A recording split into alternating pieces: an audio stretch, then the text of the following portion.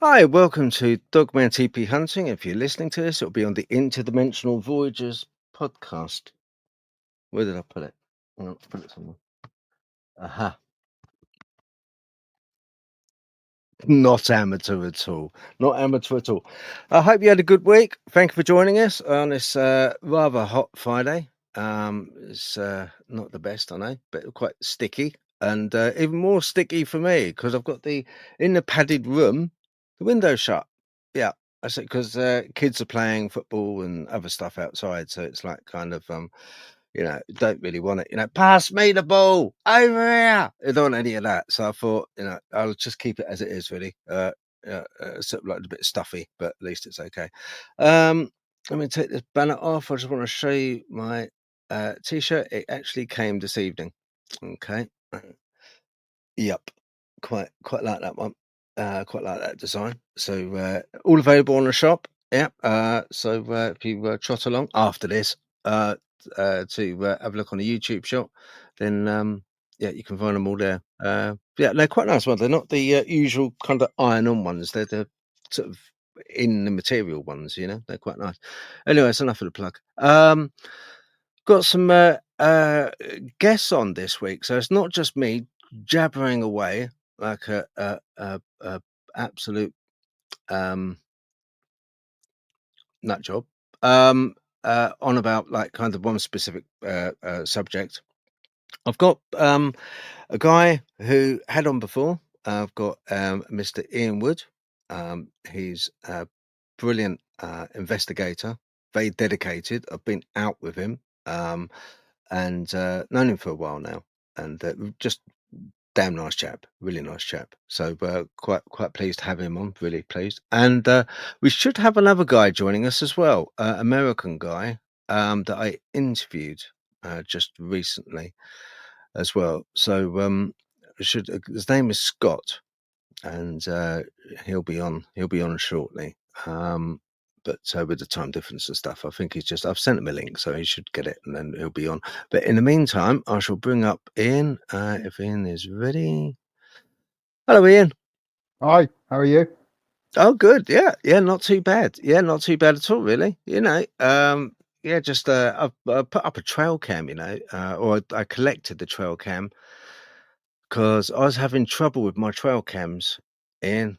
I put them up and they would Yeah, record during the day, but yeah, come nighttime, just like it wouldn't capture anything at night. No nighttime footage at all.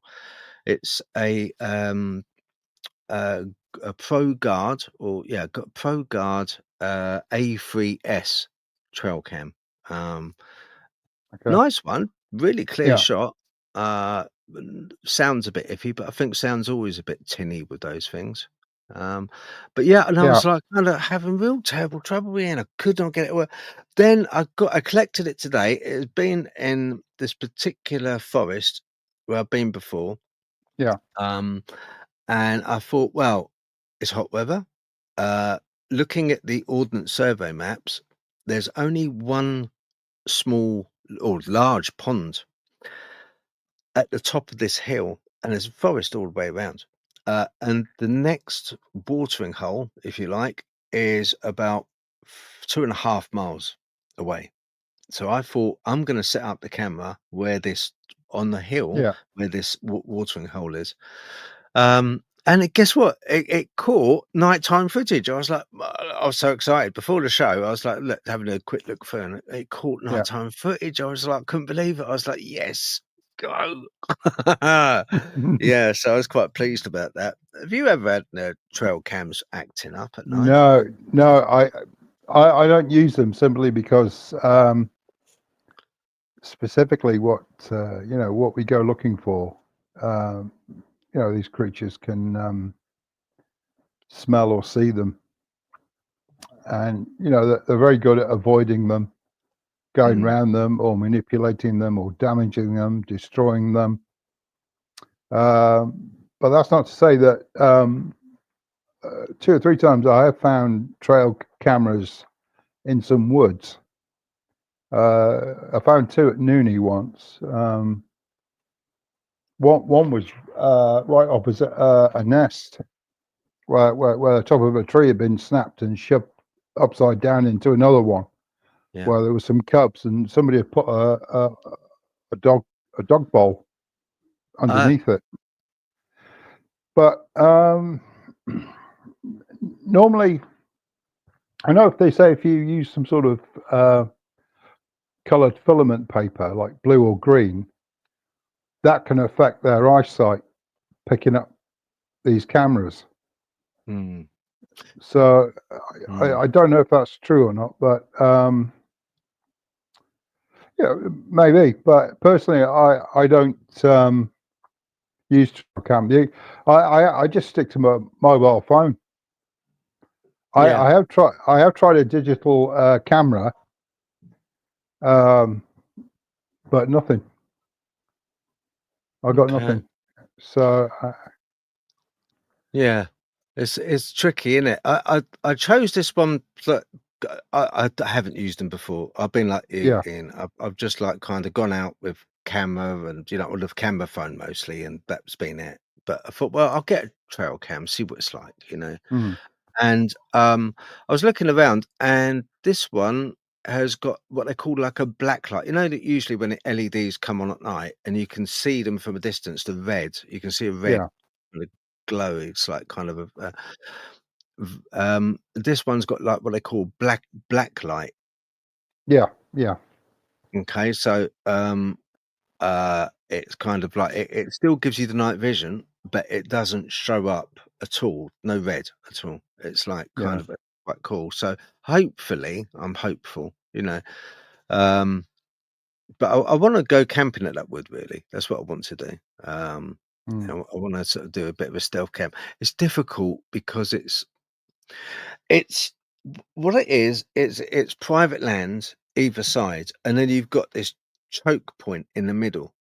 yeah, So if you can imagine walking down through the tree line, and to the left of you and to the right of you is fenced off with barbed wire, private land.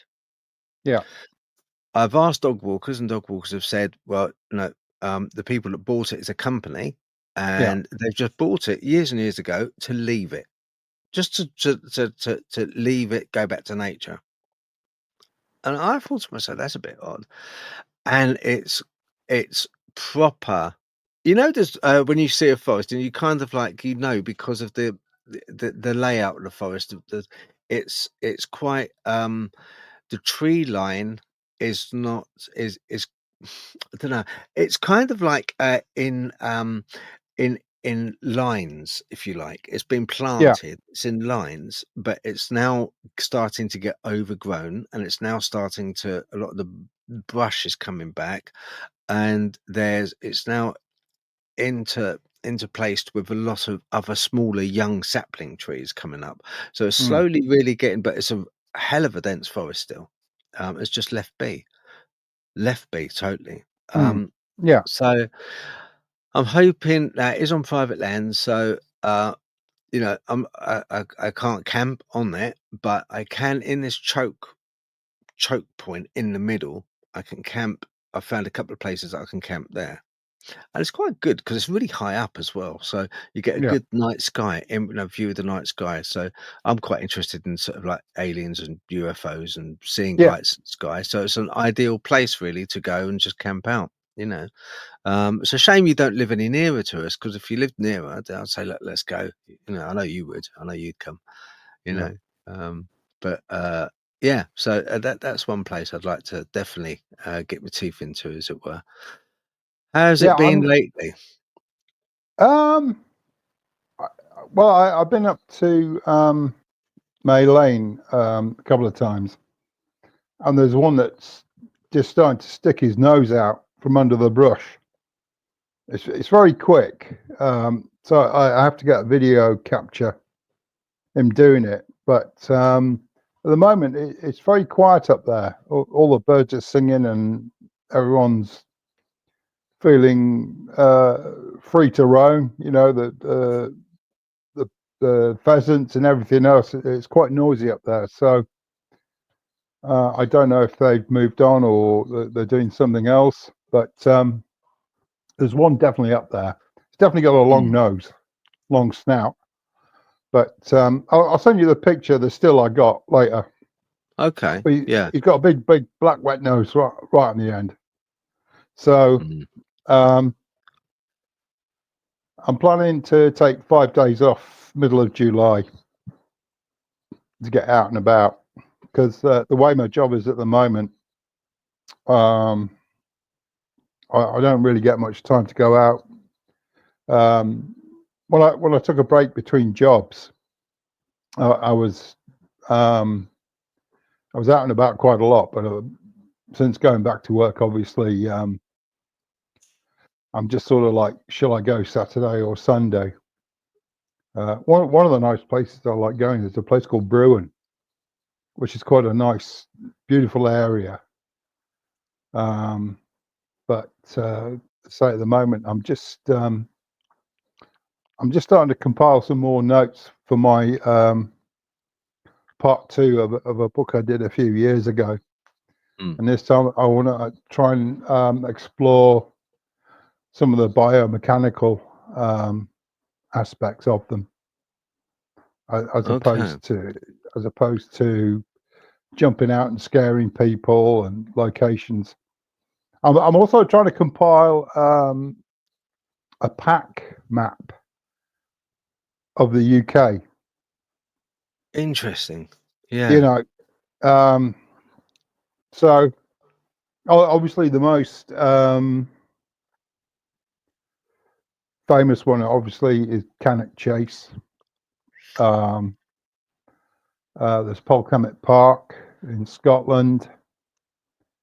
And obviously, the biggest one in terms geographically is the one we talked about, from the Forest of Dean to Glasshouse, over the Severn River, into South Wales, up into Brecon Beacons, all around that area.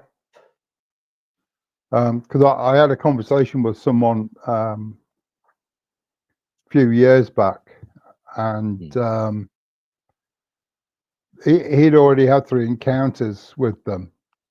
Mm. And I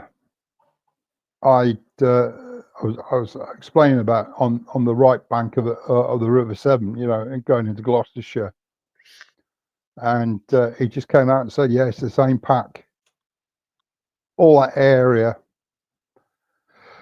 Cross Keys, Sahawi, Brecon, going over into the Forest of Dean, all around there. It's the same lot." Mm. And certainly from what I've experienced in the Forest of Dean and the woods around Glasshouse, they're quite they're a funny lot. You certainly got to be on your guard. Mm. You get that sort of Farmer Palmer vibe. Yeah. Yeah. You know. Yeah. Yeah. Yeah. It's you saying it's been quiet lately. It has. It has.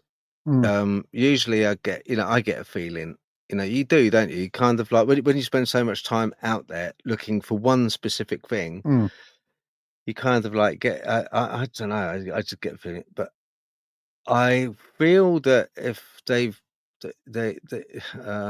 I feel they migrated. I feel they've gone from the usual places that I go to. mm, There may be 1 or 2 scouts left, but they were they may be yeah. quick, and they may be young, and they may be quick, and, kind of they can smell me coming a mile away, so they're not gonna, but I Mm, can't. They're not as abundant, definitely not. And we get things like this. I've noticed this, Ian. I've noticed that it goes in peaks and troughs. yeah. Some time of the year you get a peak where it's like, you go out and you can't help, you're falling over them. It's like Mm, they're everywhere. You look at some brush, you look at and you think, is that a shadow? I don't yeah. know. Did it move? No, it moved. No, Yeah. that's another one. Oh, blimey, they're everywhere. And then now you get it, and it's like really quiet. It's very, very quiet. You Ian, you mentioned about the biomechanical. I don't want to. take anything away from your book. If you want to mention your book or the title of it, you can. But I don't want to pull anything out which you haven't published yet. Do you know what I mean? All right. I don't want Yeah, to sure. sort of take but it interests me from the point of biomechanical. So we're kind of, are you talking biomechanical from the point of view of like, rotor cuffs, biceps, triceps, and the way we move in a certain sort of Yeah, direction? yeah. I mean, like one of the curious things is how many accounts where you get a 10 or 12-foot wolf that can lie flat on the ground and somehow compress its rib cage. Mm, And mm, like people at night are like literally walk past them and not seen it, and then it jumps up. And it's like, oh my god, it's big. So, are we talking like some sort of gristle type rib cage, or some sort of type of bone, or where the rib cage is such that it can actually push out? When screws, because I know there's a bit of give and take in our own rib cage to a certain extent. mm, When you're being hugged by someone really hard, yeah. and you can feel your ribs being pushed in. And obviously when they let you go, you breathe out again. So I'm just wondering if they have the same sort of ability to somehow um, compress their rib cage as a way of appearing more flat. I mean, some of the ambush pits that are found around like over the years around Nooney Woods, Mm. they're only like 3 or 4 deep, 3 or 4 foot deep. Yeah, I had the So, so, same. so Mm, they must have the ability to somehow push themselves down or compress themselves. So when you're walking along, you won't, well, whether it's dinner or whatever, you're not going to see it mm, until the last second, and then it's over and done with. So mm, things like that. Obviously, I think the muscle tissue or fiber, mm, I think must be sort of really tight and compact. When you think about the amount of power mm, and the leverage, when you hear them about running and jumping, or some of the more extreme cases, like in the US, where they've been shot in the chest, mm. and the only weak spot seems to be below in the midsection, in the lower stomach and pelvic area. Ian, I've got Colin on, sent a message in. Sorry, let me Yeah. interrupt you. And it seems to be sort of quite urgent. He said, Ian, read the last work of Dr. Spencer Black. Does that mean anything to you? No, I've never heard of him, but I will. And he's messaged again saying, last work of Spencer Black. So it must be, you can let us know, Cole, uh, Yeah, yeah, absolutely. you know, um, I think that. in, those pits, Yeah. um, now, they used to be used in the army, didn't they? We used to have a shallow pit. I'll tell you why I know this, because I went on a paranormal hunt at Mm, Harwich Fort, and I was just wandering around. It's pitch black, and I was doing my usual thing. The rest of the group were one, and I went on my own. I was like having a little look around, and it was meant to be like a ghosty thing, but I saw some woods, and I thought, oh, hello, woods. It's like a red rag to a bull. Oh, I've got to go in there. Got to have a hmm little look, just in case. You never know, do you? And with Dogman, it's one of these things where anything military, even though it's Harwich Fort, is now being turned slowly into a museum. Very Yeah. interesting place, actually. I thought, well, I'm going to go and just have a little look in the woods, because you never know. They do hang around military, and even if it's Yeah, yeah, ex-military, I yeah, thought, yeah. And there was a plaque, and I was reading the plaque, and I looked down, shined the light down, and you can see some shallow layers, if you like, some pits, and evidently, what it was, when they were worried, in Harwich was defending the port. So when the big bombers Mm, came over, the big German bombers, they would try and take out the port, uh, or they would use use it in the moonlight to follow the river up, Mm. more inland. So they had placements of, I think it was 375 or 90mm anti-tank guns, and you can still see Mm. the pins on the floor. You can still see the pins, where Yeah. they were Yeah. placed. Now, the funny thing is, I looked at the plaque and I looked down. It's right by a foresty bit, funny enough.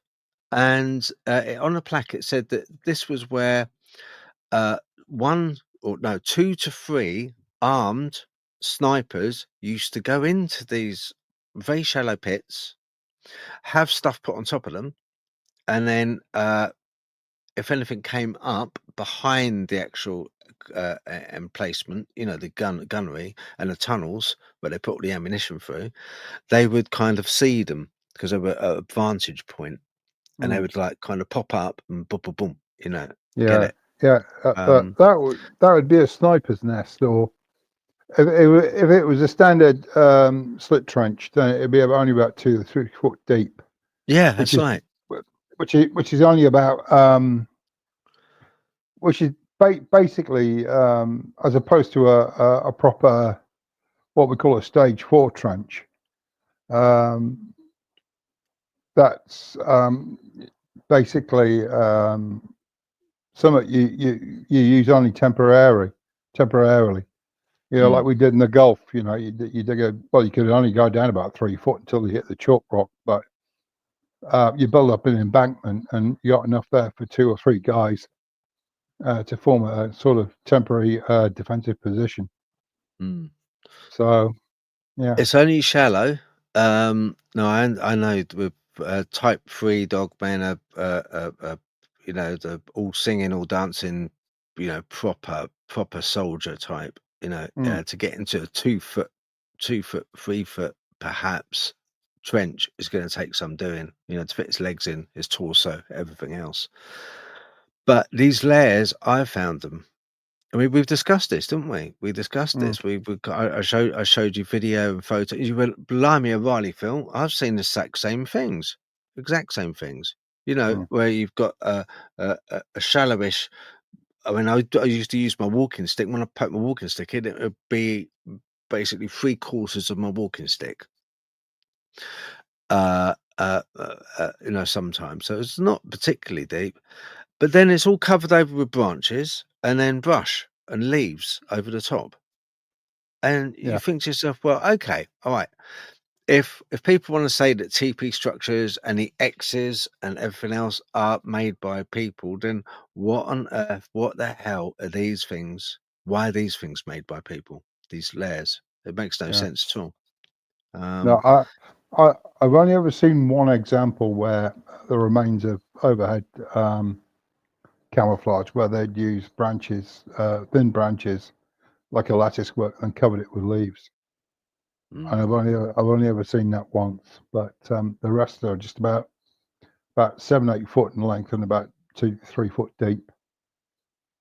But I mean, I can lay in one of them lengthway, and my feet won't touch the bottom. mm, yeah. Which So they're long. Yeah. yeah. Mm. So yeah. Colin said in 1870s he did the build of a werewolf. That must be that Spencer Black. He did the build Okay. of a werewolf. Colin also said that they do. They He migrate. yeah, they do migrate. Which yeah. Mm. Um, so yeah, they do. He does. It is hired out now for ghost hunts. It has been for a little while. The Harwich Fort. So if you want to go, it's great because of tunnels. Tunnel systems are really good, but they bring the ammunition up. Lots of bats Mm. in there though. But I went down there, obviously alone as I normally do, and yeah, it was good. It was all right. Yeah. Anatomically, and do they compress their chest? I'm going to pass something by you, Ian, and I know you're going to go, oh no, probably not. I spoke to this guy yesterday, right?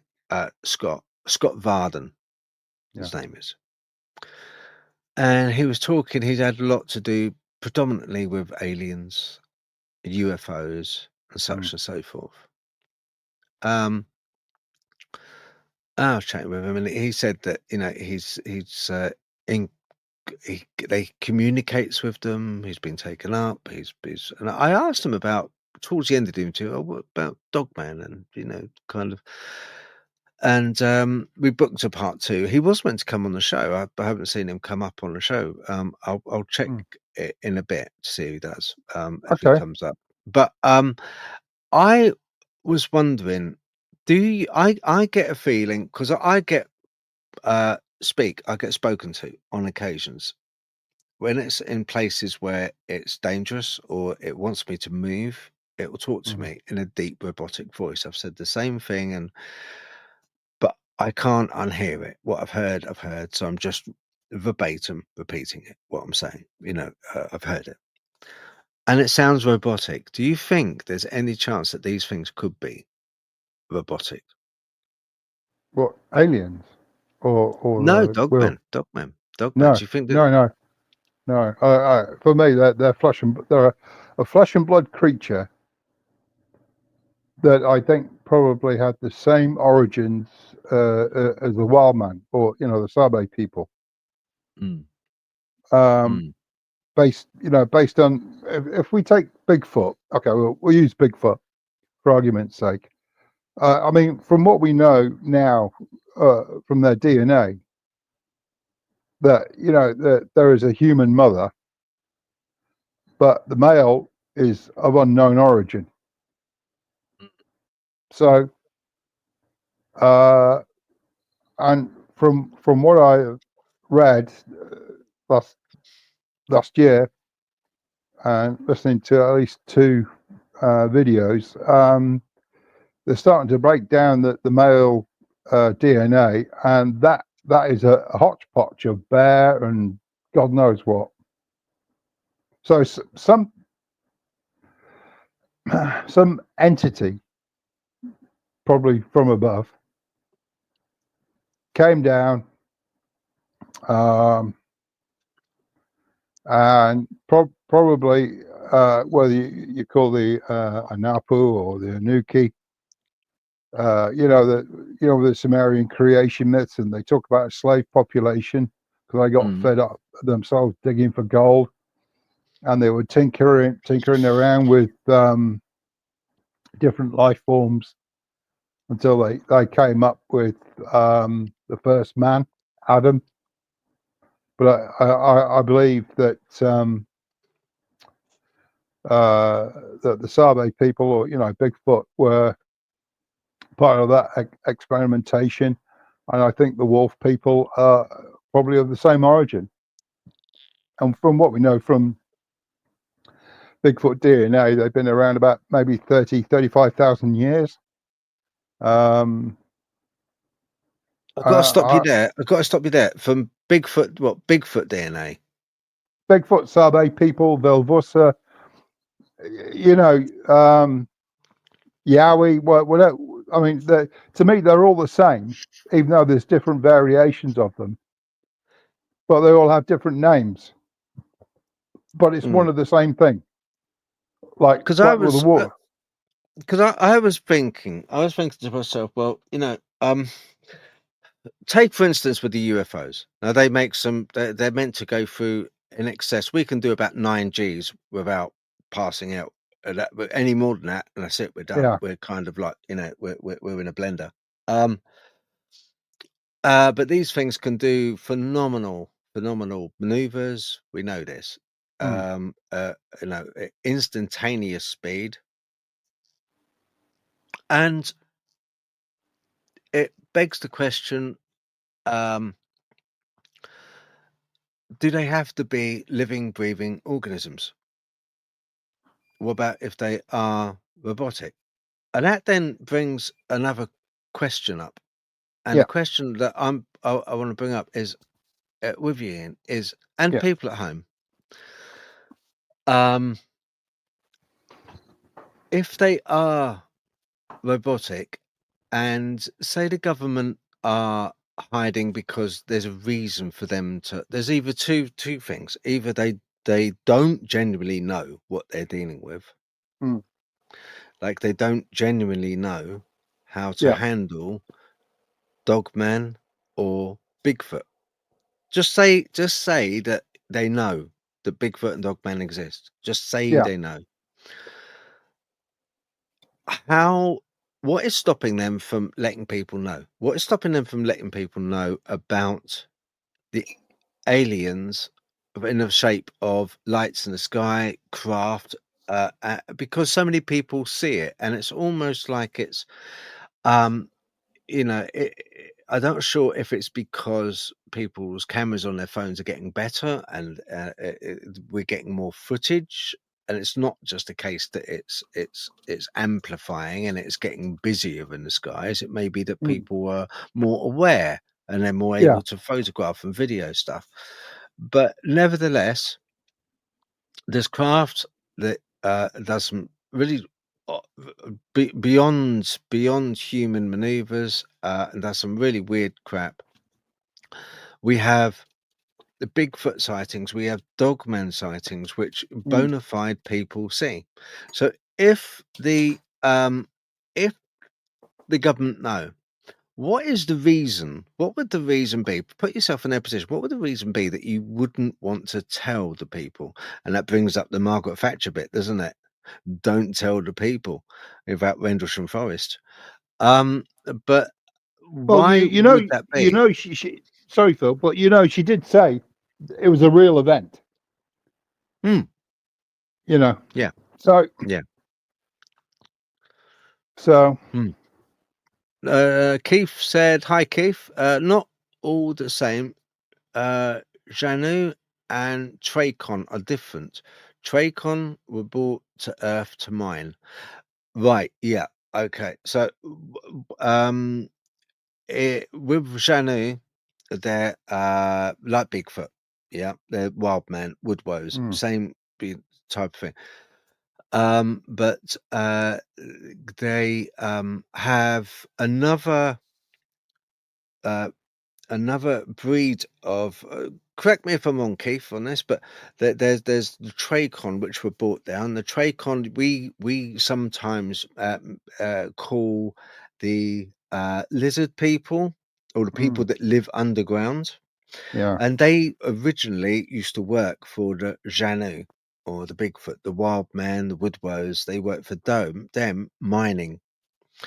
I believe it was gold, Mm. but other precious metals as well that is needed, because they came from the Janu originally came from another planet. Their planet was destroyed, not literally blew up. It didn't. It just, from what I gather, it went through a catastrophe, and everything turned out to be fire and red, and just it was uninhabitable.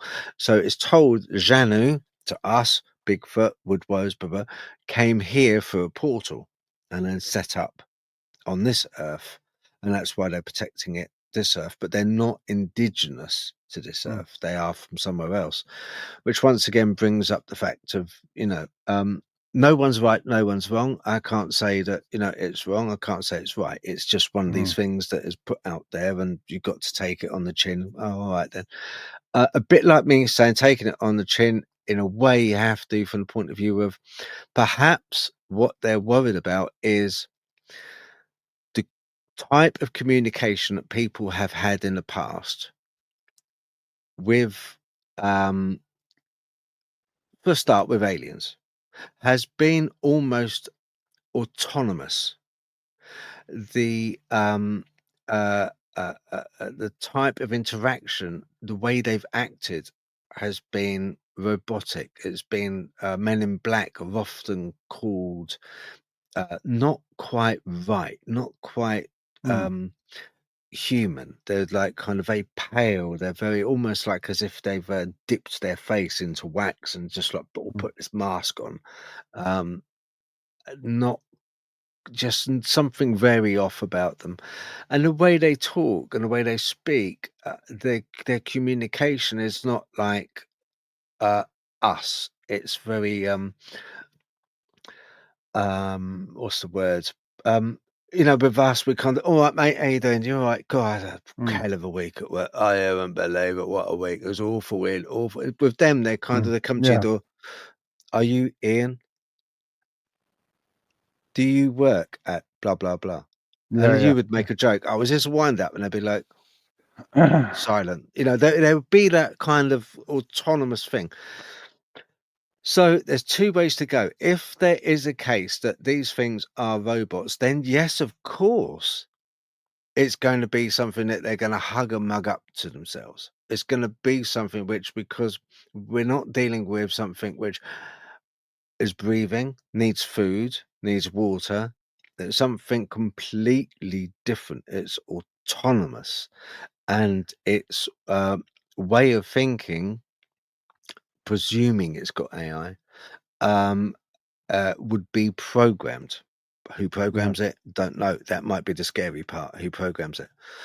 But we know that with Sabe, Bigfoot, uh, Janu, the wild man, we know that they are often seen where people have spotted UFOs. That's correct, isn't it? That's Yeah. right. Yeah. So there's a correlation there between the two. So if the aliens, it's just a hypothesis, if the aliens are robotic, of course they don't want us knowing that they're robots, because you can't, it's like War of the Worlds. It's very, very difficult. And I don't think it's going to be bacteria that are going to be getting rid of this lot. Mm. So it's going to be, because it's so different. It's just so completely alien. Uh, there's no reaching out to something like that, because you can't sit down and let's have a cup of tea and a biscuit and chat about it. Can't have that, Mm. because it's totally different. It's totally alien. It doesn't need it. Doesn't require it. And it might go some way because of witness testimony where they've been abducted, and they often say had no empathy. These beings Yeah. have no empathy towards their, I don't like to say victim, towards their person they've abducted. There's Yeah. nothing there. Very often they say, "Why are you screaming?" As if they Mm. can't understand the whole gist of, well, actually, you got me on the table and you're probing me. It's not great. Um, so you've got that going on. So if Bigfoot and Dogman, just say also Dogman, because Dogman is often seen via military sites. That's another thing. UFOs, just recently, military sites. If there is a connection, there is either one or two ways, I think. And it's either that they are from this race of beings, entities, let's call them machine men, Mm. Yeah. or and they're genetically made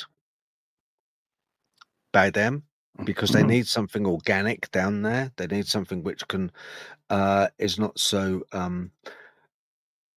if they are automated, they do a really crap job. I'm talking aliens. They do a really crap job, and they've done a really crap job at trying to understand humankind, and they've done a crap job at trying to communicate with us. They cannot get it. They cannot communicate, and they're pretty rubbish. They're very stuttered, jilted. They're very kind of like Mm. they have no empathy. They can't understand us, so they're really programmed like with crap. Whoever done that was like not great. So it must be something which is completely contrast to our way of life. So by having Dogman, which for all intents and purposes uh, is phenomenal in its element of forests, woods. I have even heard of mountainous regions and deserts. I've heard Yeah. people talk that they've seen evidence of dogmen in deserts. The chap I spoke to about this won't come on, but he's military. But he said that but not giving too much away. When he was stationed in a country with a desert, Mm. and he said, sure as it's day, he said it had a wolf's head, man's body, but it ran. Its legs were the other way around, like a dog, and it had just speed was incredible. Couldn't keep Oh up in yeah, the yeah, Jeep. yeah, Could yeah. not keep up in the Jeep. They were doing like 55, 60 over rough ground, which is a lot, and the Jeep nearly went over, Ian. The Jeep nearly went over because they can't. Yeah, I mean, I don't know if it's Tunisia or Morocco where they're actually officially recognised as part of the wildlife. Yeah, yeah. It's one of the early episodes of Dogman Encounters. Vic had a lady on who came. I think it's probably Morocco.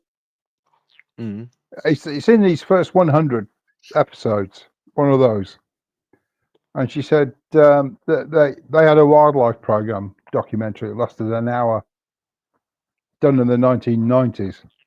But she said in her country, that they're officially recognised. They're part of the wildlife. So, to them, that they're just about as real as cows, sheep, goats, birds. They're just part of every daily life. And she says normally they just they'll steal a goat. She said they had one that used to steal a goat off her father's farm, but they just take what they needed. So. But one thing that gets me with Dogman, after we've witnessed it, and the one thing that gets me is it's I can walk past, and I have walked past one which has been no more than 5 foot away. Yeah. 5 foot Oh yeah. away. Yeah. And it's not. I didn't notice it. Blind as a bat. I didn't notice it at the time. It's only until I upload the film, and then Yeah. I have, a viewer who turns around and says, "Phil," gives me a timestamp. Look, I saw blah blah blah blah, and I Yeah. go back. I look, and I go, "Oh, hell, yeah." I could feel. I know. I sensed something there. Yeah. We sense it, like that scope of sepia. We know when we're being looked at, but I didn't see it. So, where does this ability that? I mean, is it if it's evolution that is able to disappear like that? Literally behind the tree. I mean, these things are people talk about Bigfoot and being 4 foot across, a big wild man, 4 foot across at the shoulder. When you see a proper adult male dogman unit, it's tall and it's broad. It's got a thin waist, but it's tall and it's broad, isn't it? It's big at the top. It's quite impressive. It's Well, it's a killing machine. No. yeah. I mean, Colino at Dane's Dyke. I mean, one was behind a tree, and it was doing a very bad job of hiding. Its head either side of the tree, the ears, the arms, the shoulders. And it was only when I went to take a picture of it, it was gone. Now, the really weird thing, at the bottom of the tree, someone had dumped 3 tires. And it's only when I was looking at the picture later, I realised there was 4 tires. It pretended to be a tire when I was taking the picture. So it ducked down, trying to curl itself up, tucked its head in. So when I took the picture, obviously I'm not thinking, oh, there's a 4th tire. I was just like, oh, it's gone. So, but I still took the tire. It's only when I'm looking later. Sorry, I took the picture. It's only later when I realised that there's 4 tires there. See, it's clever. It's clever. It's clever, and it just knows and it senses. With your experience, can I ask you something? Right, the AI images are not far off. the AI renditions of it are not Yeah. far off. The ones I've seen a couple which have been pretty good, pretty bang on to the ones I've seen, and I haven't seen a type for I call them type 3s. Often only seen them twice, and that the most impressive time was when I saw two together, and they were a bit of a distance, but they just ran through blackcurrant bushes like they weren't there. No sound. Yeah. They make no sound, none at all. And you just think, No. how on earth do they do that? The way they look, the claws, the teeth, all of Oh that. yeah, yeah, Yeah, yeah. right. So my question is, right? If they were made by evolution, if they were evolutionary, honed,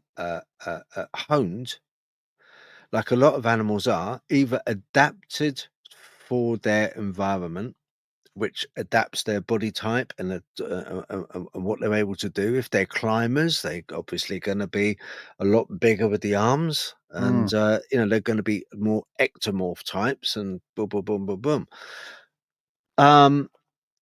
If they are as they are that we see with the big claws, the big teeth, and just incredibly fast. And this kind of this almost like crocodiles or that have this infrasound. They emit this feeling of dread and kind of, but you can't move. You just have to watch still in that bubble of silence. If they have this ability, what is it that evolution? What was their prey like? That evolution honed them to be so just predatory and just so. What would they? What on earth were they trying to hunt? What was extinct now that they were trying to hunt to make them massive claws, massive teeth? Do you see what I mean? Well, yeah. I mean, even if you go back 10, 15,000 years, you look at the size of some of the mammals that were running around on the steppe or the savannah or the prairie. You would need big teeth and claws to take something down.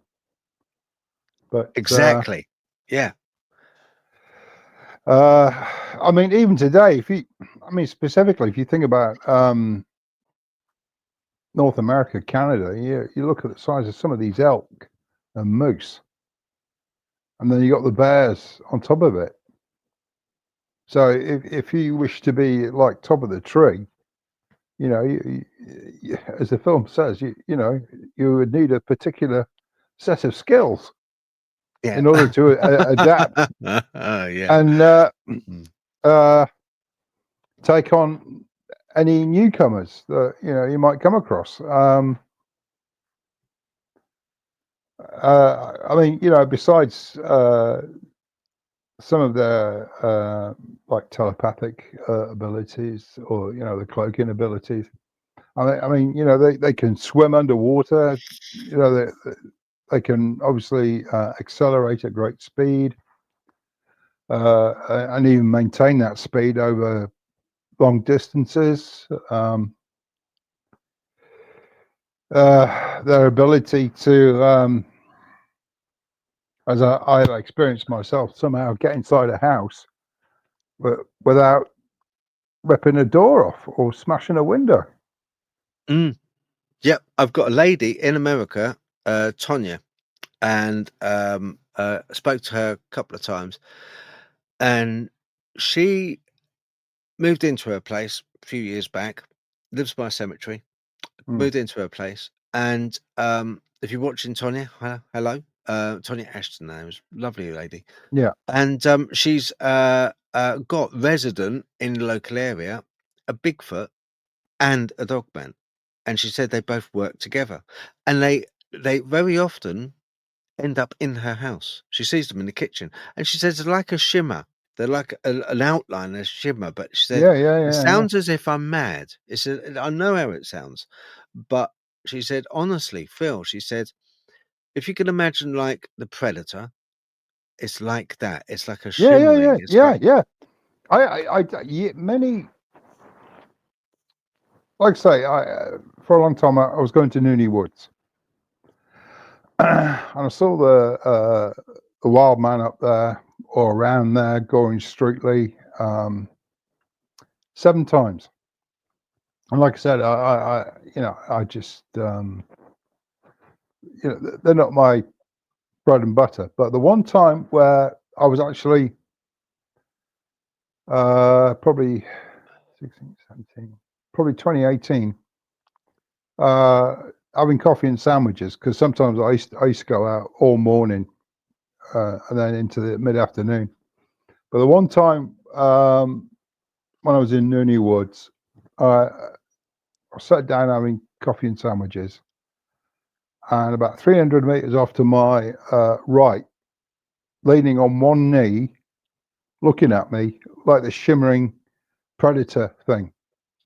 Mm. And like double checked, and I waved to it, and its head looked up to its right, and of course I followed, and there, leaning against a tree, leg crossed, arms folded, nonchalantly leaning against a tree, was another one. And It I wasn't. You thought, sure it wasn't? You sure it wasn't like a mushroom popped into your sandwich or something? no, hell no. It's incredible. It's I, I, incredible. I don't do that kind of pharmaceutical. So, No. so obviously, threw my coffee out, packed my sandwiches. As soon as I got up and started walking towards them, they both upright and boom, gone. It's funny when you see that, Shimmer. So It's funny. I don't know how long they were looking at me, but it's only when I looked up and I looked over to my right that one was like down on one knee, looking at me, and I waved to it, and then it turned its head, looked up, and this other one was leaning against a tree, and I was like, "Oh, holy cow, this is awesome!" And I started to walk, and they just both upright and boom. I know it's incredible. I've only witnessed it really clearly once. I got it on video. Funny enough, Oh I wow, managed to get it on video. yeah. Yeah. I'll bring that up actually in a bit. We've got a question from Ready Steady Retro. Question: has anyone in the UK collected or claimed to have collected any Sasquatch DNA in the UK? Ian? Oh, that's a good one. Myself personally, I don't know of anyone, but I wouldn't be surprised if other researchers in our line of work have attempted or have already gained DNA. Specifically wildman DNA. It wouldn't surprise me. I mean, obviously, it's something that we would have to reach out to some people and see if such DNA. Myself, I've tried looking for examples of werewolf, great wolf DNA. But specifically fur, I have found big piles of poo, but at the time, my then partner wouldn't let me keep it in the frickin' freezer. Do you know? I won't tell Roxy B this, right? But hopefully she won't be listening. She'll be like kind of busy making a pom pom. She's into pom pom making. But yeah, Oh, right.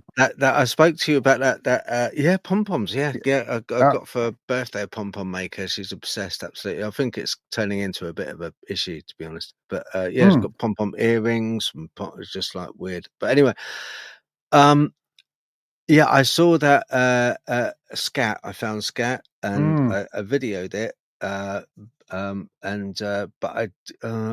it's just putting it in the freezer. I was going to put it in a bag, put it in the freezer, next to the sausages. But I thought it's risky, isn't it? It is. It is a bit risky, if Roxy's, I think, even more if she cooks it up for me for breakfast. A damning indictment, sir. Got Keith Aston, not sure who used them, but going back to Egyptian times, they do have carving of alien type people and also dogmen. Yeah, yeah, Yeah. yeah, yeah, yeah. There's even cave paintings of humans and wolf people hunting together. Mm. Yeah. Yeah. Yeah. No, I said, I mean, it was a thing I was mentioned to Cole about it, and um, oh, I've got a couple of photos actually. Got a couple of photos. You know, being the hot weather and heat, and I Mm. sent out some mugs. I've got some mugs made up, special mugs. Oh, good. Yeah, so I sent them out. I sent Dornio one. Let's have a look. And she sent a photo. So she's got that, which is very lovely of her. She posted that on Facebook, which is a nice, lovely, nice Yeah. thing to do, I think. And then our friend Colin sent me this, which would just like I think I'm going to need therapy after this. I mean, look at the state of that. I mean, honestly, talk about dressing up for the thing. You know, it's got it's holding my mug up to the camera, and he's just look a string vest. Might as well You wear a bloody see, string vest. that's purely for the female audience. That's enough of that, then. I think. You know. Yeah, yeah. God bless him. He's lovely, lovely guy. He's a nice guy. He's a Oh, right. hell yeah, yeah, yeah, He's a yeah. right good laugh, and he's a right good laugh. I'm going to put on a little video. I know I talked about shimmering. Now, this entity that Mm. I saw shimmered, and it was a gold silver color in. Okay, so Oh, I'm just right, gonna, okay. yeah. First of all, the story is I was walking along, and it was daytime, and I was in some quite thick woods, not massive, but I would say they're I don't know the hectares and stuff, but I would say it's about 1, 2, 3, 4, about 4 or 5 miles square, if you like, that side of wood, that size of wood, Okay. relatively big. Yeah, relatively big. And I had Ruby and Bears with me, two Jack Russell Terriers. And all of a sudden, I saw some deer, and I thought, oh my word, they look lovely. Look at those deer. And like you, I used my camera and I zoomed in because cameras have got great zoom, and I zoomed in on a deer. And the deer had stopped, and the deer were looking at something. Mm. At that point, Ruby and Baz started circling me, which in dog language is protection. Started circling me. I had their leads on at the time because there was deer there. I didn't want them chasing the deer, Um, not because I was worried about deer. It's just that, when a deer kicks a little Jack Russell Terrier, that's it. But Mm. anyway, so they were circling me and they had leads on. So they tied me up and I was like, oh, for goodness sake. I was like, oh, really? And so I paused the filming temporarily. Paused it just to untangle them. Oh, you can hear me on the video going, "Oh, you little sods, what you done? Come on, let's get you untangled." Mm. So I had to unclip them, hold their collar there. And then I put the camera back up to where the deer were. That's all I was interested in. I saw nothing else at the time. As soon as I put the camera back up, I then noticed something glinting, and it was a gold silver color. And it was just bright, bright. And I think this was a dogman. And behind it, coming out the forest or the Mm. wood, was a Bigfoot. I'm going to put it on and see what. And be honest, people, see, because I had a lot of stick over this. I've had a lot of stick over this. Some people said, "Yep, yep, great," and I definitely back you up. Other people, no, definitely not. I can understand both. I can understand both schools of thought. All right, I'll share screen. Let's go have a look. Ba ba ba ba. No, yeah, that one. Right. Okay, I'm going to share the screen. Okay.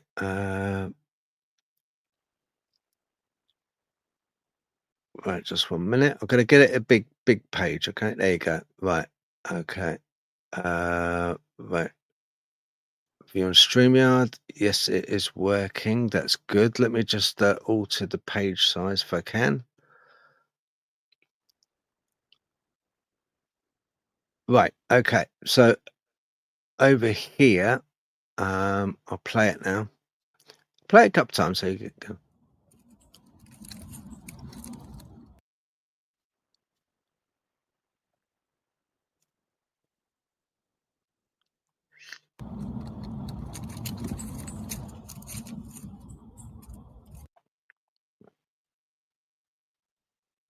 Hmm.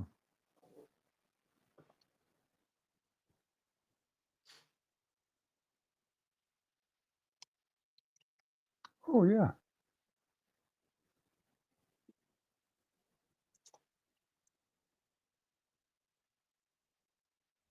Yeah, it definitely looks like a wild man. That. Mm. Oh no, actually, no, it definitely on that last one, it definitely a snout there. Mm. Look at this though. The deer were looking at it, not me. They're not looking at me. Well, Mm. that one is, but they were looking across. There was something that vexed them. There was something that they didn't like. This gold. Look at that.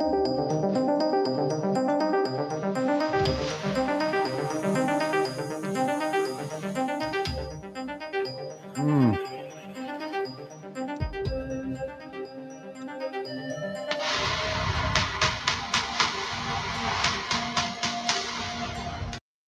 Yeah, I'll stop that sound. There's no point. But yeah. Did you see it? Yeah,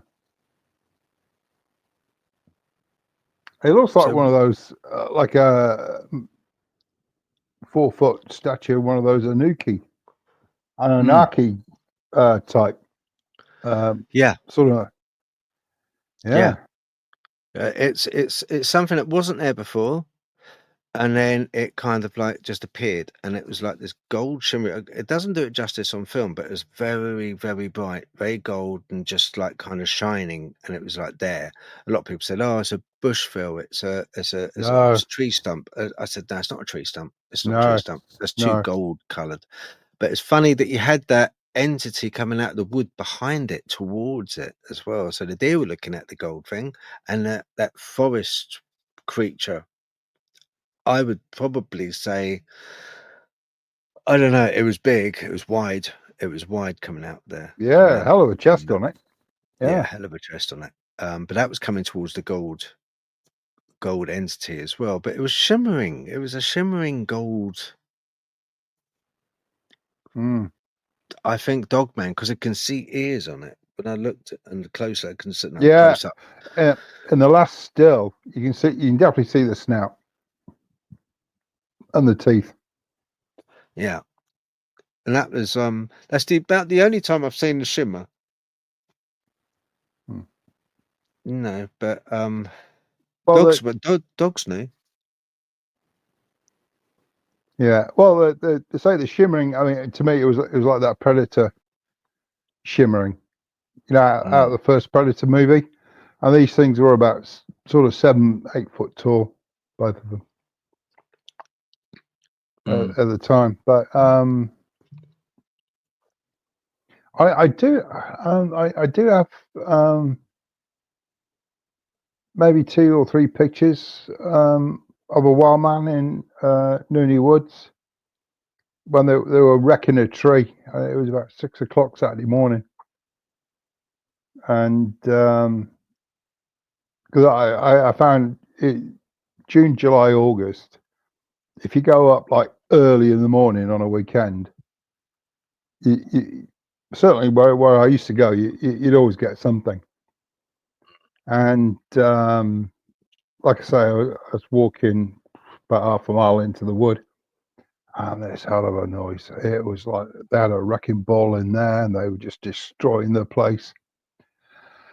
So I finally found the tree that had been wrecked. I mean, literally smashed to pieces, mm, but there was no one around. And I realised that something was behind me. So I flicked the screen on the camera on the phone, and his head is sticking out between 2 trees, about sort of maybe 7, 8 foot behind me.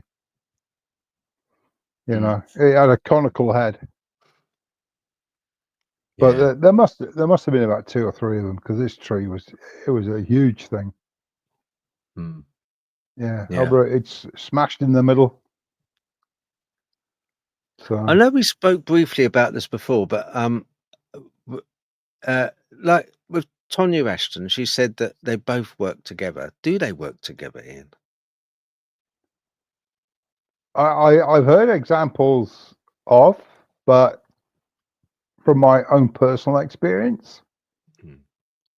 they they may live in the same area, but there is a marker line. There is a red line in the mud, and they stay either side of it. But I Yeah. do believe that the wolves will eat young sabe, eat the young wood people, forest people, because there's a lot of meat on the bone on those things. Yeah, I can imagine. Yeah, I can imagine that. I can imagine that. I've told you about my former mother-in-law from Nepal and her mother. Mm. You know, with the yeti, and why the tigers are the Himalayan tigers, same as the Siberian tigers. Their spine are 2 foot longer Right. than the tigers down in the plains in the south. Okay. Right. Let's hear it. Let's hear And it, Kim. well, basically, where her grandmother used to go washing with her clothes in the river, there was a yeti used to take a path and just walk past them Yeah. and leave them alone. He says, but one day this tiger ambushed it, and it leapt up and got its teeth right into the neck. Mm. And he said basically it killed the yeti. And Okay. basically that was dinner. But what was interesting, she said, as long as the tiger can get past the gate, the arms, the tiger Mm. will always win. No matter how powerful this thing is or how big it is, as soon as those teeth are right in the neck, Mm. that's it. As long as he can get past the arms, like in a rapid surprise attack, and it can latch on there, that's it, game over. Okay. So, Yeah. I mean, she said her mother, all the women just packed their stuff up and Mm. run like hell. But yeah, she was said. No, I always find that the most interesting point was the fact that once it goes through the arms and get its teeth in, it's game over. No matter Yeah. how much this thing tries to pull it off. Mm. Yeah. But Yeah. if it catches it like mid-air and smashes it, the tiger's in a lot of pain. But she always said, so I can get past the arms, get its head and the teeth sank in. He said, game over. Yeah. Dornio says apparently in America there's a Bigfoot that breed with a Dogman, and they had children. Yeah. Yeah. Why not? I mean, oh, anything's possible. Well, yeah. At the moment, we just don't know. We don't know. The only thing we do know really is they're out there because people have seen them, and Yeah. I mean, sometimes it's like no matter how much foot or field work that you do, and just when you think you're starting to get a few answers, something else pops up that makes you think, right, back to square one. yeah, yeah. I That, I I I I mean, um I told you about the Lochmarben vampire thing, right? I'll tell you about that one. It, remind me. Remind it's me. it was a cousin of Robert the Bruce, and his cousin got turned by an Englishman that was on the run from Edward. I think Edward the First. This thing's been around 700 years. It's been photographed. It's documented. So I just kind of got to thinking, we have Bigfoot, we have werewolves, Dogman, whatever you want to call them. We have aliens. So, can something survive physical death and then come back as something else? And Hmm. but the thing is, there's a couple of Serbian cases from the Habsburg Empire in the 1720s, 30s, and 40s. And the thing is, one of these things was exhumed, and the royal surgeon of the Austro-Hungarian army was sent from Vienna to do the autopsy on this thing. And he wrote a full report. And luckily enough, the whole thing was translated into English. And I recently bought the book because I just wanted to read what the surgeon said. Hmm. You know what was, and I would think 18th century. I know medicine was only just modern medicine was just coming into its sort of domain, you know, whatever. But the thing is, any field surgeon would have you know, especially a military field surgeon would have a very good understanding Yeah.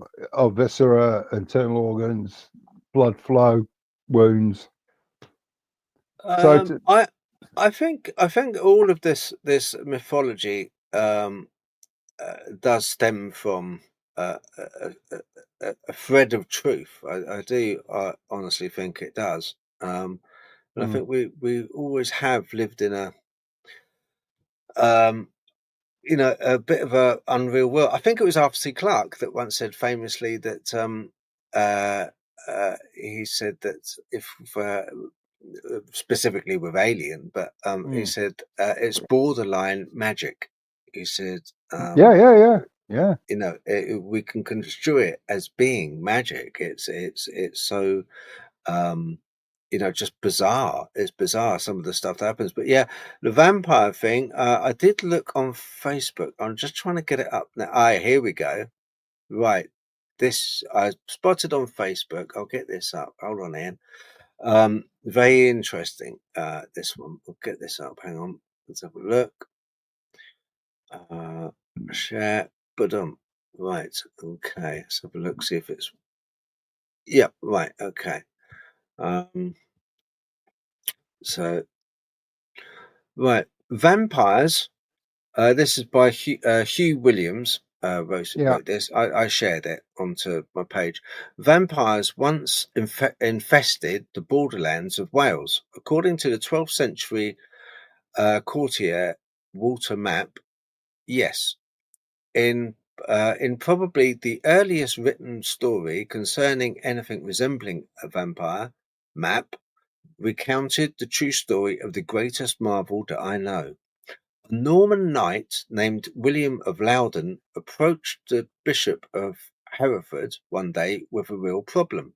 A certain Welsh malefactor had died on his manor as a non-believer, and after 3 days and nights rose from the dead to wander around Sir William's farm at night.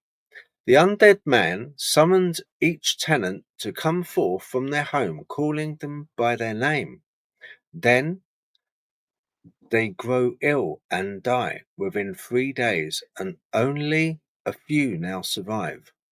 The bishop advised the knight to dig up the corpse during daylight.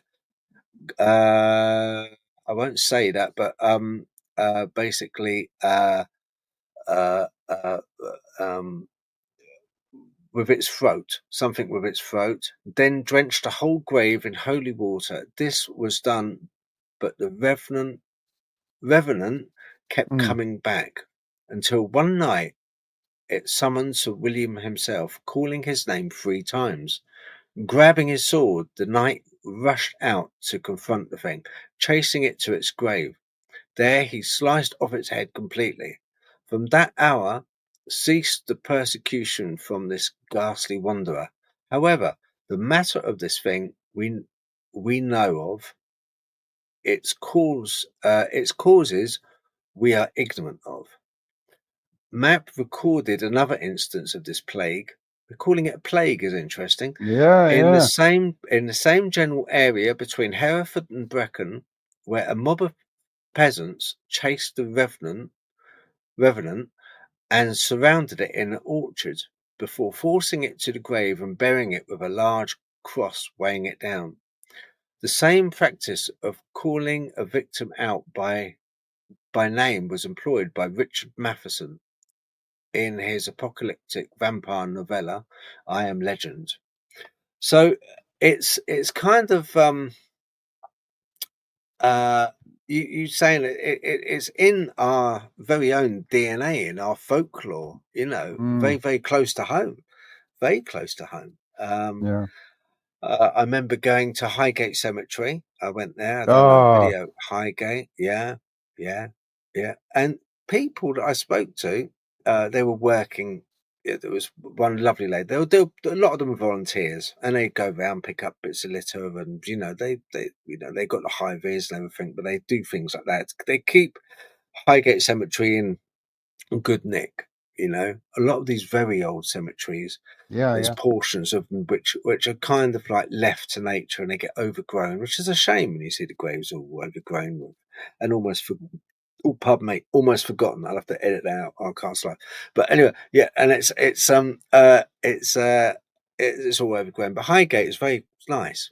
And there's two yeah, sections. You've got the south and then you've got the north, and there's a road in the middle. You do have to pay to get in. You can go on tours, but yeah, you have to pay to get in.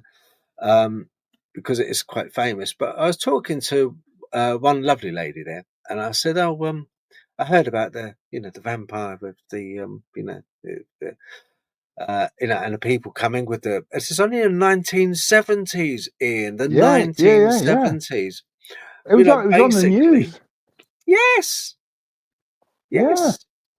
And the local, should we call them peasants, locals, kind of probably just like switched off news round and thought, yeah, all right, let's get the flaming yeah, yeah, torches yeah, and pitchforks, and off they went. And they had stakes. They had sort of carrying stakes. Can you imagine that now? Be like, oh, what do yeah, you think you're doing? Yeah, that's how. Um, that's how back then believable we interpreted that kind of thing. yeah, yeah, It yeah, was interpreted by us to be, and that was it. Vampire people saw a vampire. Is there going to be a vampire there? A lot of that now. The problem is, I think, with us, and this goes with vampires especially, but with a lot of other things, it's all watered down. When we go onto social media, it's kind of we're inundated, and it's kind of like it waters down to such a point that it almost becomes commonplace. We become complacent. If someone turned around to you now Ian, and said, your local cemetery, there's a vampire down there," you'd be like, "Oh, really?" But if you heard about it on social media, you would automatically, "Oh, really? Oh, yeah, okay." Yeah, someone else, another ghost hunter that's seen wants to make a buck or wants to make a name for himself. Oh, he's seen the vampires. What? Oh, I suppose he's seen like someone walking through the cemetery at midnight, and they've taken it to be a vampire. Because it's all with social media, it's all kind of like, and it goes with UFOs and with Dogman to a certain degree as well.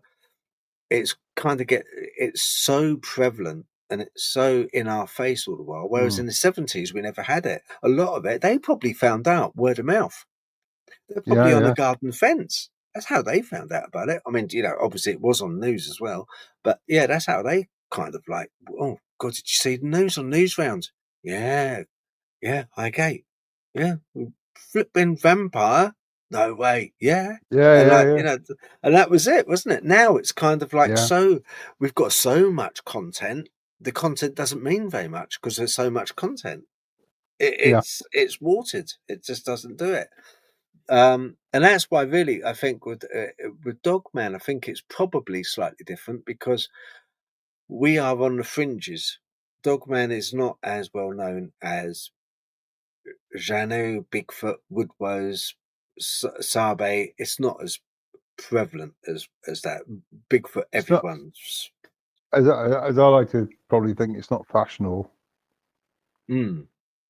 Yeah. I think it's more easy to relate to having something that's bigger but more human-like, as opposed to something where you think all the werewolf films that have been produced, decade after decade since cinema came into effect. Mm. You're just going to associate these things with just being really, as Terry Thomas would say, you downright rotter. Just being really Yeah. horrible things. But to me, they're not. I say I've been doing this 9 years, and only once, where I thought I was a goner, but Mm. it was still telling me, go. So Yeah, I wouldn't. I wouldn't have. I wouldn't have jumped on the bandwagon. The only, as people know, the only reason I done this YouTube business is, because I thought I had stomach cancer at the time, and I thought, mm, I want to get it down. And if you look at my old stuff, never once is there video. It's all audio. I just wanted to get the stories down and get the stories yeah, out there, so the stories are out there, just in case something did happen. Thank God it didn't, and that's fine. And it just sort of naturally, organically grew. But yeah, I think with a lot of what we face with Dogman is you're right. It isn't as uh, in vogue, if you like. yeah. I remember I'll use the analogy of when I was a kid, I knew bugger all about football. I was Mm, the I was 13 stone as a kid. My mum had a mentality of like kind of I was quite sickly when I was a kid. I had bronchitis and I had to have my tonsils out. I saw Noddy on the train. I hallucinated seeing Noddy and Big Ears on the train in my lounge. I was like well out of it. I was like, and so she borrowed money off grandma to kind of get the tonsils done privately because the NHS were like, oh, get in the queue. And I was like really young. And, but I was always kind of like sickly. And then mum had this thing of, let's feed him up because when he's big, you know, he's healthy. It's the old fashioned type of thing. yeah. Because it means, I suppose, mentally, it means like kind of you're prosperous. You have money. That's why a lot of old paintings, when you see a lot of old portrait paintings, the lady is of the larger size, and that's because she's able to be because she feeds well, she eats well, Mm, and it means kind of. But anyway, I was 13 stone and 13 years old. I was a big lad. I was basically a square. And I can remember, I'm getting to the point, bear with me. I remember being in a school playground, and all the kids would be, there'd be like a couple of really sporty kids into football. They knew every team, they knew every player, and they'd be like, mm, oh, right, oh, yeah, we'll have him, we'll have him, we'll have him, we'll have him. I was always the last one. There yeah, was me and another guy who looked like Mr. Magoo. He had like wine bottles at the bottom of wine bottles. He had glasses like that. yeah. He couldn't see a ball for love nor money. But they still chose him over me. That's how bad I was. And we're the last two kids left, and so I wasn't that great. But when I was asked, "Oh, what team do you support?" I used to think, "Oh, which ones are winning at the moment?" Oh yeah, yeah. Whatever it was, Tottenham Hotspur, Manchester United. Don't have a go in the comments. Just like plucking it out there. I really don't know about football, but I used to choose the team which was most kind of well going up the Yeah, going up regular. the yeah, going Yeah, up the table. I Yeah. wouldn't. Yeah, going up the tables. I wouldn't choose the bottom one, No. and I think a lot of that is to do with what we do. People don't jump on board with Dogman so much because there is the Patson film, there is the Patty film, there is people who have seen the footprints of good standing. David Attenborough, I remember seeing him on TV, and he was Yeah. talking. He was in the Himalayas, and he saw that track, the tracks in the snow. And he said, I think he was like 13,000 feet. And he said, it was virtually impossible. He said, why would anyone go up there 13,000 feet? He said, that is hard slog at that height. To walk across snowfield to then disappear up some rocks. He said it doesn't make any sense at all. And his tracks were huge. I mean, you must have seen them, famous ones.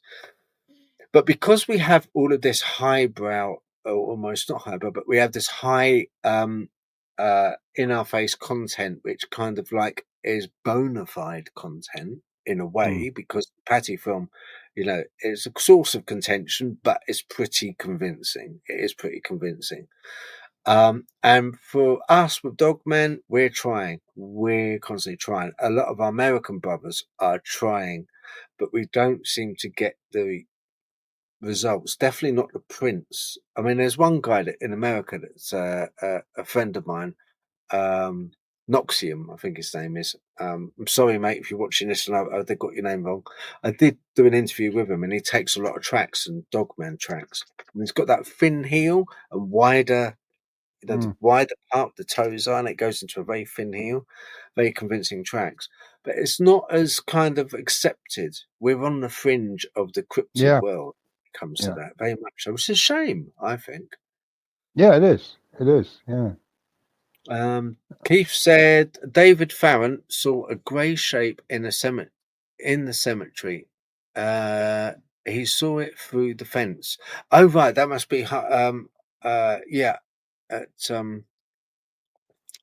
cemetery I was talking about. Yeah, the vampire cemetery.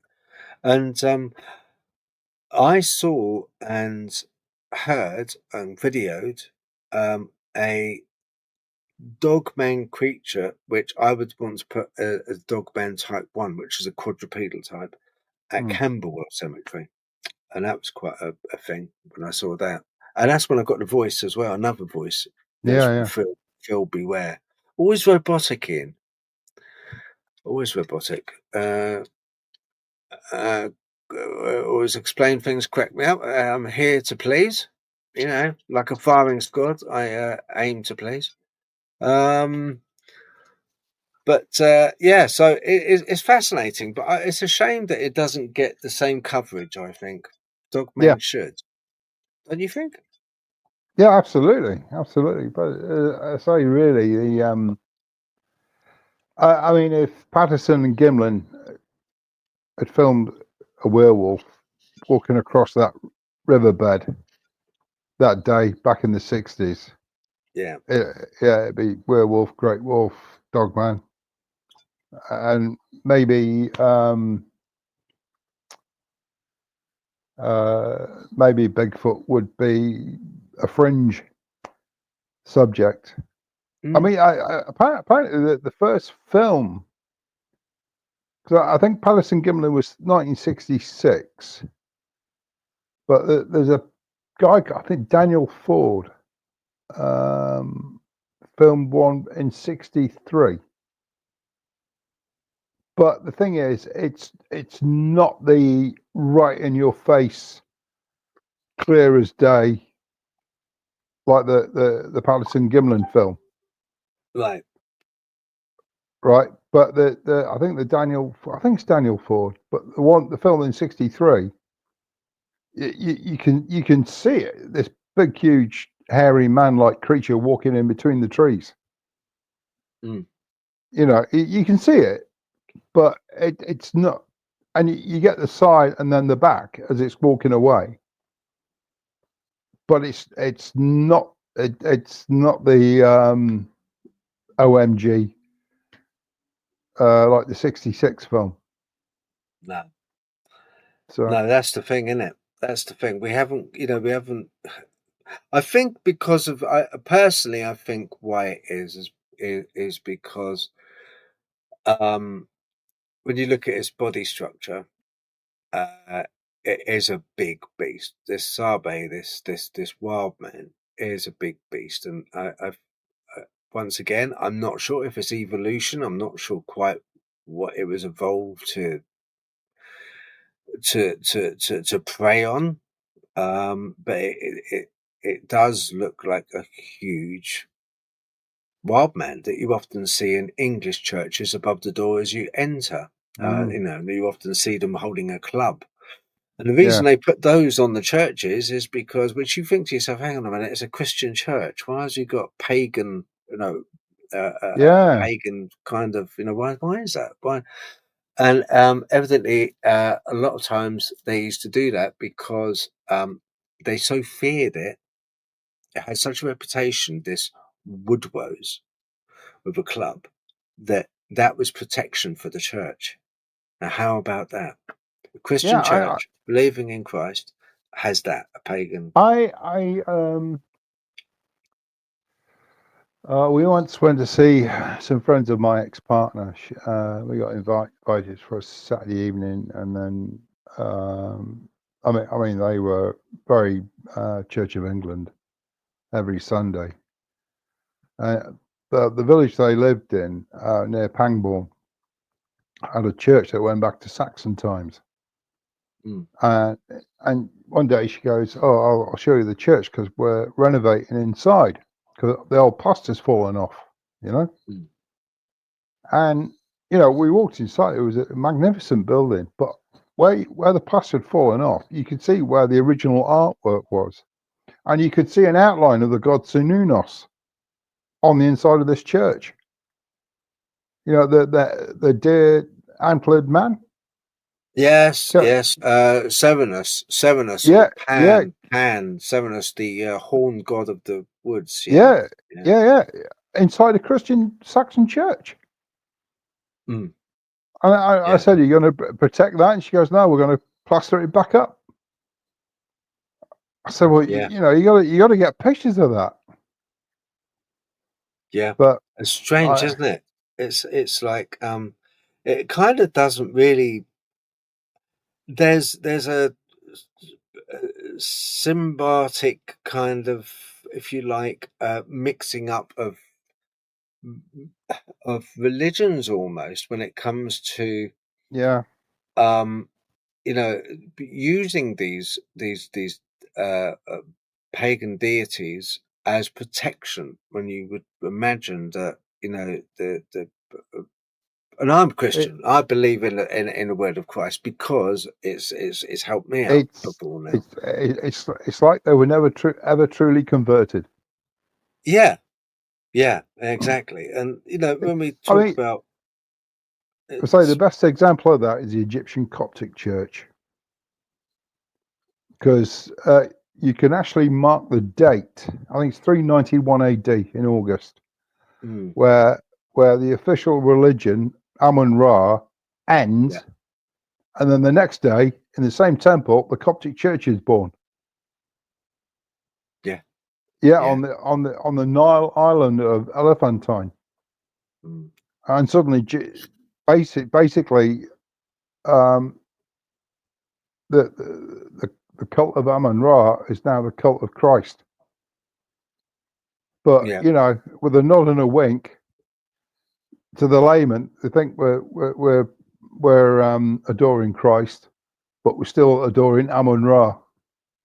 mm, You know, yeah. we've just rebranded.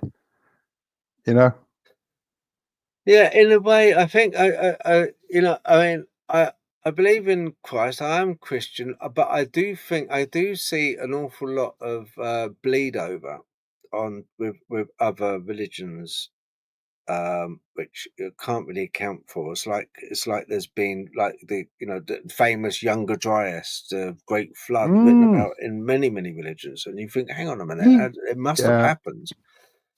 Quick one. Keith Aston said Dogman only gets noticed because of the land between the lake killings. Well, I, yeah. Well, I, yeah, yeah. um, I, I, I beg to differ. I think with that it was debunked. The land between the lake killings. I think those were. I believe they were debunked. Uh, I think that was Mm. because a lot of the witnesses didn't come forward. They didn't want to be known, and it wasn't the great amount of witnesses that they said it was. And they had The ones that did come forward, if I remember rightly, had different varying stories and timelines, which didn't add up.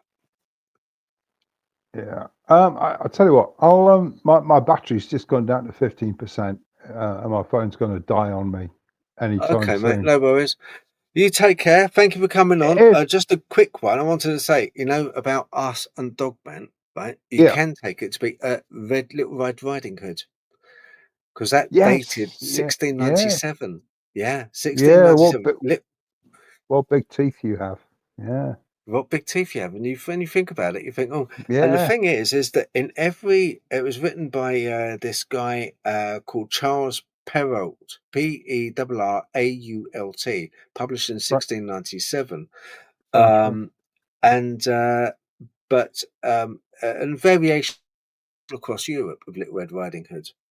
But the one Yeah. thing which does stand out, is consistent, is there is a variations in different versions to call out a young girl encountering a wolf in the woods and facing a dangerous situation remains consistent. So too does the fact that the wolf assumes the grandma's persona, if you like. Mm, yeah. Makes you think, doesn't it? Yeah. But no, if you've got to go because your battery, that's fine. I get that. We are Phil. what 1 hour 38. So Phil, if you text me your home address, yeah, I'll send you something about Land Between the Lakes, the DVD. okay, There's yeah, yeah, there's a couple of autopsy photos in there of okay, the victims. okay. That sounds interesting. Because I was only told about the debunking thing from an American guy on Kenny Fubadu, because he's got a channel and he was Yeah, talking, and he's got some sort of like people I, which I are. I believe one of the witnesses have said he survived it. I know he got a lot of stick because they said the whole family had been murdered, but this guy said he survived. Mm, That he actually witnessed it. I mean, I've always found a bit hard to believe, but I believe something did happen. That's not to say yeah, that they're actually in that area, because sometimes you know that fish ranger, whatever you call it, the one that died of stomach cancer. yeah, He made a yeah. deathbed confession. He actually saw one kill a young He couple, did. Yes, he did. Yeah, yeah, yeah. and you know a deathbed confession is considered like Mm. Oh verbatim. yeah, yeah, You know, exactly. Yeah, you wouldn't waste your last few breaths on just no, a load of old. What's the no, point? absolutely, yeah, Ian, lovely absolutely. talking to you. You Thank you, take sir. care, mate. All You right, too, thank buddy. you, sir. Take All care, right, mate. take care, mate. Bye, bye. Right, okay. That's Ian, and it is 1 hour. Oh my word, 1 hour 40. Okay, I'm gonna let you let Roxy B tell you just a little strange thing that happened to us this week. Okay, but she sums things up a lot better. Me, I tend to go right around their houses, so yeah. I'll let her bring up a couple of things. Right, here we go. Hello, Roxy. Hello. Oh yeah, pom poms. It's a couple of things. Yeah, Um, obsessed. Right, I'm going to remove myself and I'm going to put the picture up for you. okay, cool. So, as he said, I am a bit obsessed with the pom poms. I think that's one of the best things I've ever had. I just love making them. I've just done loads. Anyway, it's not what I'm talking about. So yesterday, I was chatting to Phil's mum, and we've got an Alexa. Shh. I've got an Alexa, and we talk to her on that. She just drops in randomly throughout the day in the evening, and we could be watching a film, and we get, "Hello, dear, just dropping in," and it's very lovely. She's 92, and for her to be able to do that and talk to us is brilliant. So I was talking about my pom pom maker and how brilliant it is. And all of a sudden she cut off.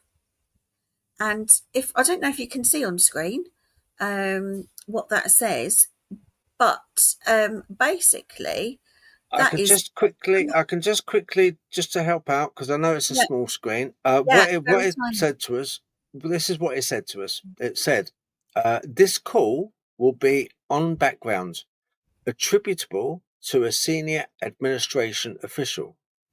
It will be embargoed until 5 a.m. tomorrow, Wednesday, July 31st.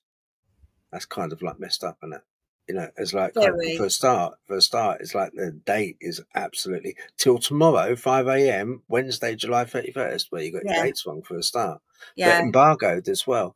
But yeah, anyway, I just thought that's what it said. This call will be on background attributable to a senior administration official and will be embargoed until 5 a.m. tomorrow, Wednesday, July 31st.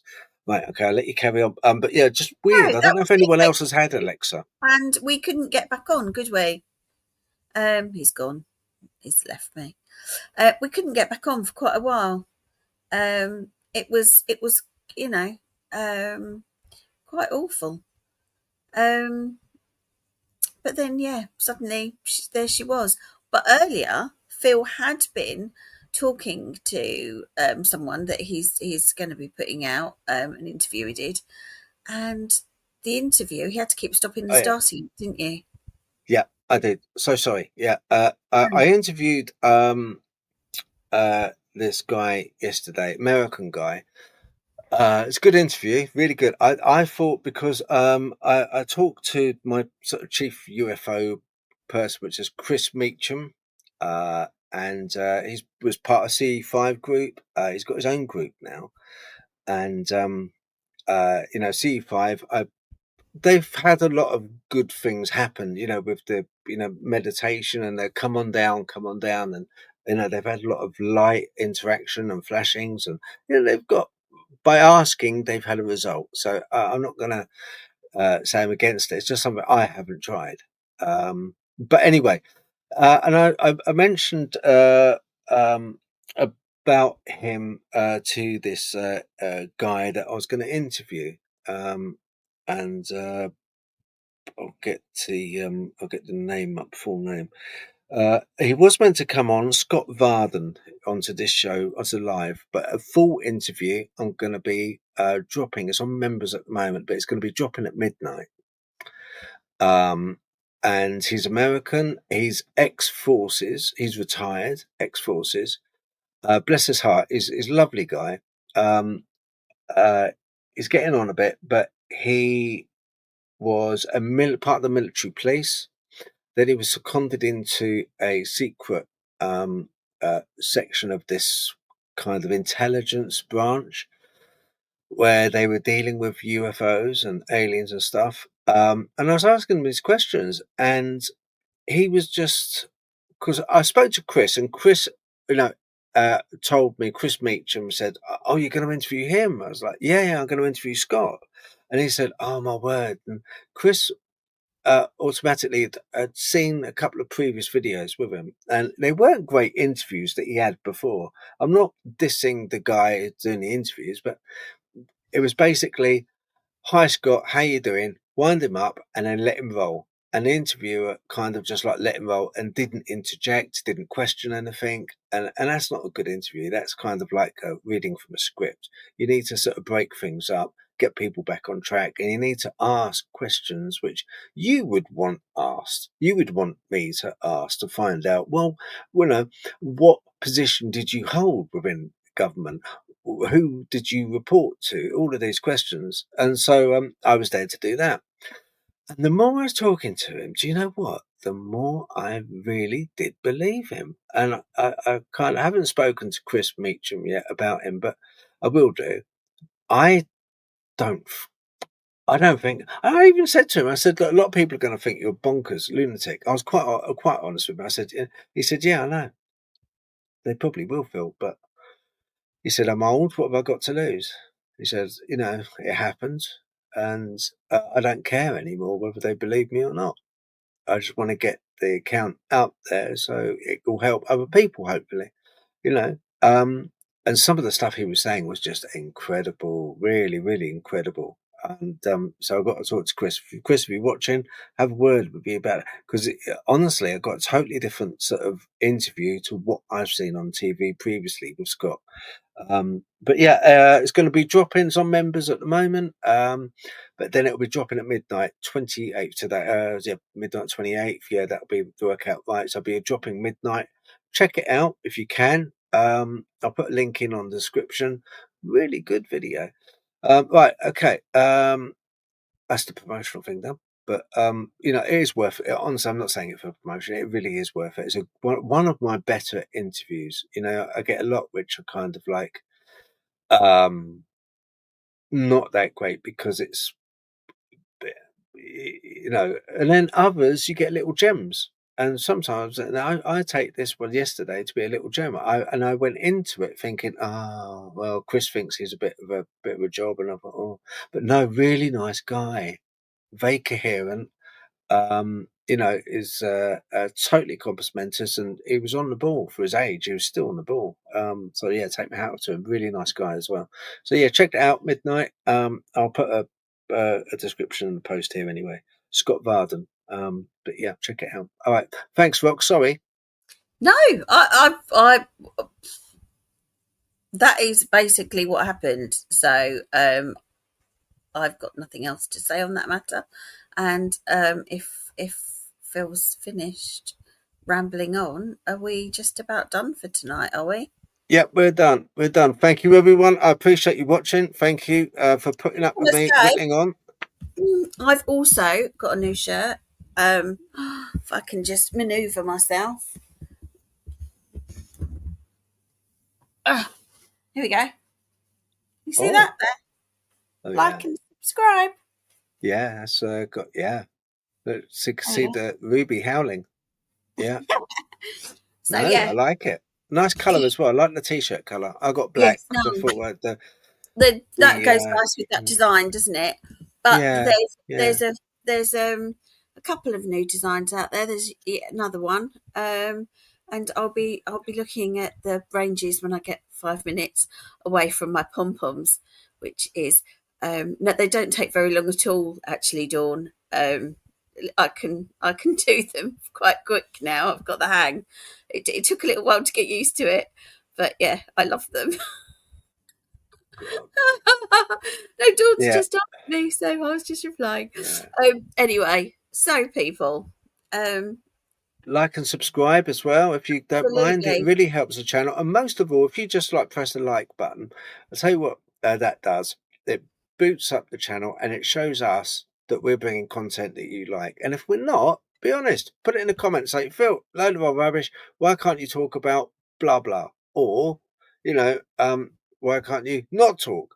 Or anything you want. But so it lets us know if we're doing, because at the end of the day, we want to bring you content. We want to bring content that you take something from. Otherwise, there's not a lot of point in doing this. So maybe something which is mutual, something which kind of you've experienced, I've experienced, other people experienced. I want to bring, and I want to try and really bring. I don't have a lot of highbrow, big names coming on being interviewed. They're ordinary people, like I've always said, with extraordinary experiences, like you and I have had. So a lot of people out there that have, and I think that it's nice that we have this channel as somewhere to go where they have got a voice. And if that's the sort of thing, just like the channel and subscribe and share it. It really helps the channel a lot. Anything else, Rox? Dawn's saying she can't hear me. She's going to be watching it, alarm set, but she couldn't hear me. Can you hear me? Yeah, I can hear you fine. Yeah. I just checked the settings. No, you seem okay. Your microphone's on. Yeah, no, that's all right. Yeah, other than that, okay, we're going to let you go, guys. Take care. Thank you very much for watching. God bless you all, and see you again soon. All right, bye-bye. Thanks.